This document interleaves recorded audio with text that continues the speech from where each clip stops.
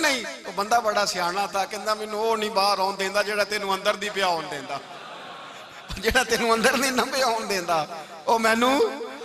ملا رومی نے اس کا جواب دیا ہے۔ ملا رومی رحمت اللہ تعالیٰ علیہ فرماتے ہیں تو نہ سمجھا کر کہ میں نماز نہیں پڑھتا تو پھر بھی مالدار ہوں، میں مسجد نہیں جاتا تو پھر بھی میں جائیداد والا ہوں، میں کچھ بھی نہیں، میں نہیں سجدہ کرتا تو پھر بھی میرے بڑے بارے نعرے ہیں۔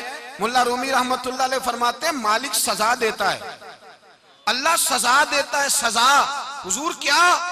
فرمایا پیسے دے کے، اولاد دے کے، جائیداد دے کے، کہتا یہ سارا کچھ لے، باہر نکل جا، میرے گھر نہ آنا، نکل جا یہاں سے میرے گھر۔ اسے سجدے کی توفیق اگر اللہ نہیں نہ دیتا تو سمجھا ہی نہیں، یہ تو سزا ہے رب کریم کی۔ اس نے تجھے سارا کچھ دے کے اپنے گھر سے نکال دیا کہ نکل جا، نکل جا، کوئی شے نہیں۔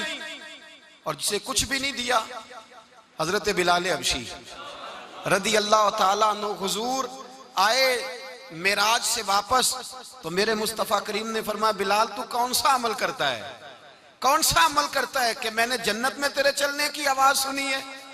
تو حضرت بلال حبشی رضی اللہ تعالیٰ عنہ رو پڑے، کہنے لگے محبوبہ میرا کوئی عمل آپ کی آنکھوں سے اوجھل تو ہے نہیں، حضور بس ایک میرے اندر ہے بات جو میں نے پکی کی ہوئی ہے۔ محبوب نے فرمایا وہ کیا؟ عرض کی یا رسول اللہ میں جب بھی وضو کرتا ہوں 2 رکعت نفل ضرور پڑھتا ہوں، 2 رکعت۔ اور سن لے حضور نے کیا فرمایا، فرمایا تیرے ان 2 رکعتوں کی برکت سے جو تو وضو کے ساتھ پڑھتا ہے تو زمین پہ چلتا ہے پر تیرے چلنے کی آواز جنت میں بھی سنائی دیتی ہے۔